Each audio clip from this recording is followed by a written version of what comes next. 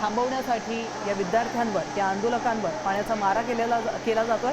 मात्र एवढं सगळं होत असताना देखील हे जेनझीज या ठिकाणी या पाण्याचा मारा सुरू असताना देखील नाचताना पाहायला मिळत आहे।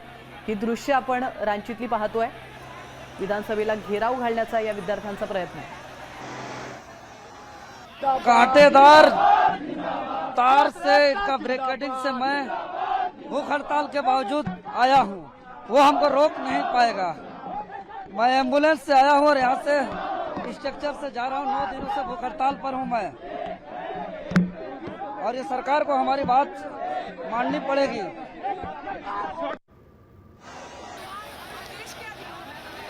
विद्यार्थी बोलतात, विद्यार्थी म्हणतात आम्ही खूप दूरवरून आलेलो आहोत आणि आम्ही आता मागे सरणार नाही आहोत। आमच्या मागण्या जोपर्यंत मान्य होत नाहीत तोपर्यंत आम्ही या ठिकाणी ठामपणे उभे राहू आणि सरकारला आमच्या मागण्या मान्य कराव्याच लागतील अशी ठाम भूमिका या विद्यार्थ्यांनी मांडलेली आहे। हातामध्ये सरकारसमोर ज्या मागण्या यांनी ठेवलेल्या आहेत त्याचे बॅनर्स, तिरंगा अशा सर्व गोष्टी घेऊन हे विद्यार्थी या ठिकाणी एकवटलेले आहेत। पोलीस बंदोबस्ताला न जुमानता आणि आपल्या मागण्यांवर ठाम राहत हे विद्यार्थी चांगलेच आक्रमक झाल्याचं आपण या दृश्यांमध्ये पाहतो। झारखंडच्या रांचीमधली ही दृश्य आहेत। रांचीमध्ये विद्यार्थ्यांचा विधानसभेवर मोर्चा निघालेला आहे। विधानसभा परिसरात हे विद्यार्थी पोहोचल्याची अपडेट समोर येते आणि या विधानसभा परिसरात मोठ्या प्रमाणात या पोलिसांचा बंदोबस्त असल्याचं देखील पाहायला मिळालंय।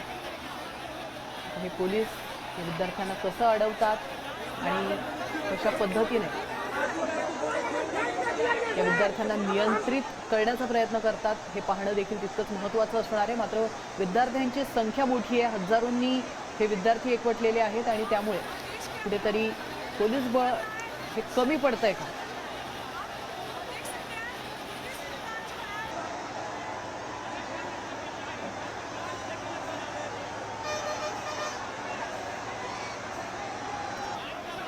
तर हजारो विद्यार्थ्यांनी आंदोलन सुरू केले आणि त्यामुळे पोलीस अलर्ट मोडवर आलेले आहेत। ठिकठिकाणी पोलिसांचा बंदोबस्त ठेवण्यात आलाय।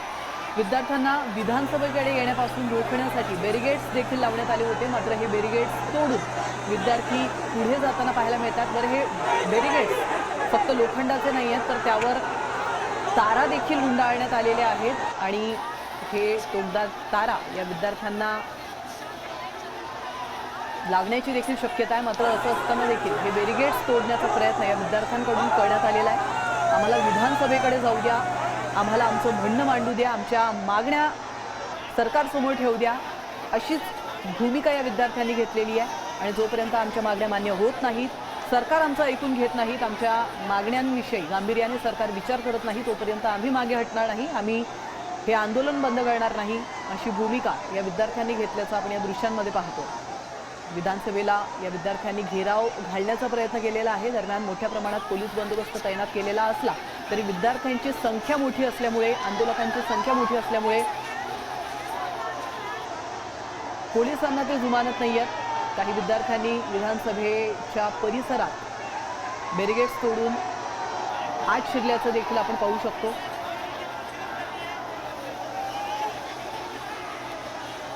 तर सरकारने मागण्या मान्य केल्याचा जो दावा केलेला आहे तो दावा खोटा आहे असं देखील या विद्यार्थ्यांनी म्हटलेलं आहे।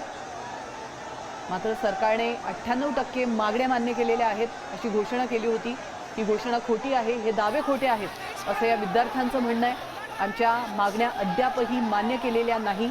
मग ते सीबीआयची चौकशी असो किंवा दोषी अधिकाऱ्यांवर कारवाई करण्याची मागणी असो, असली कुठलीही आमची मागणी अजूनपर्यंत तरी सरकारने मान्य केलेली नाही आहे असं म्हणत या विद्यार्थ्यांनी, या आंदोलकांनी सरकारने केलेले दावे फेटाळून लावलेले आहेत।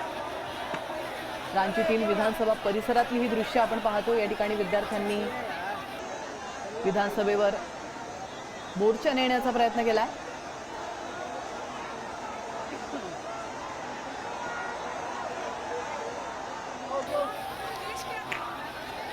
झारखंडमधील भरती परीक्षेमध्ये कथित घोटाळ्यामुळे विद्यार्थी चांगलेच संतप्त झालेले आहेत। वारंवार आम्ही या गोष्टी का सहन कराव्या, आम्ही वारंवार परीक्षा का द्याव्यात, असा हा सवाल आहे जो प्रत्येक विद्यार्थ्याला पडलेला आहे। रांचीमध्ये हजारो विद्यार्थी सीजीएल परीक्षा रद्द करून सीबीआय चौकशीच्या मागणीसाठी विधानसभेकडे कूच करतायत। पोलिसांनी बॅरिगेड्स लावलेले आहेत, मात्र तरी देखील हे विद्यार्थी जुमानायला तयार नाही आहेत। पोलिसांना रोखून पुढे जाण्याचा प्रयत्न या विद्यार्थ्यांकडून होतोय।